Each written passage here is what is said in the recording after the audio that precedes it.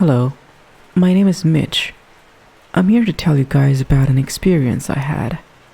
I don't know if it was paranormal or whatever stupid words people use to describe supernatural phenomena, but after that thing visited me, I believe in that paranormal trash now.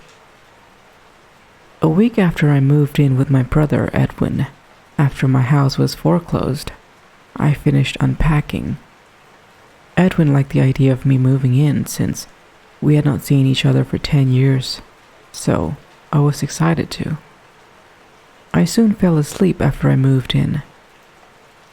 After that first week, I heard rustling noises coming from outside at about 1 in the morning. I thought it was a raccoon, so I ignored it and tried to fall asleep. The next morning, I told Edwin about it, and he agreed. The next night, however, I thought I heard my window opening and a loud thump, as if something entered my room. I darted up and looked around my room, but I saw nothing. The next morning, Edwin dropped his coffee cup when he saw me. He held up a nearby mirror and I saw myself. I had a large gash in my left cheek. After I was rushed to the hospital, my doctor told me that I must have been sleepwalking, but then he showed me something that made my blood turn cold.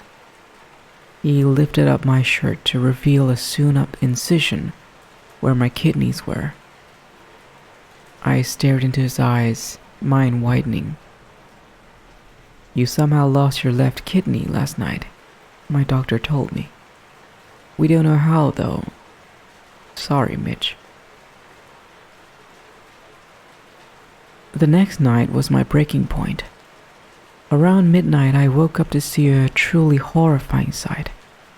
I was staring face to face with a creature with a black hoodie and dark blue mask, with no nose or mouth, staring down at me.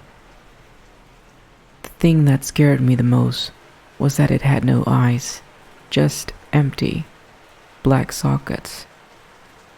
The creature also had some black substance dripping from its sockets. I grabbed a camera from the nearby mantle and took a picture. Immediately after taking the shot, the creature lunged at me and tried to claw open my chest to get to my lungs. I stopped it by kicking it in the face. As I ran out of my room, I grabbed my wallet. I would need the money. I ran out of my brother's house into the night. I eventually ended up in the woods near Edwin's house and tripped on a rock. I fell unconscious and woke up in the hospital. My doctor, the same one who treated me before, entered the room. "I have good news and bad news, Mitch," my doctor started. "The good news is that you had minor injuries and your parents are going to pick you up." I sighed with relief. "The bad news is that your brother has been killed by something. Sorry." My parents took me back to Edwin's house to collect my remaining belongings, which I did. Upon entering my room, I was scared but remained calm. I grabbed my camera and then stopped dead in my tracks.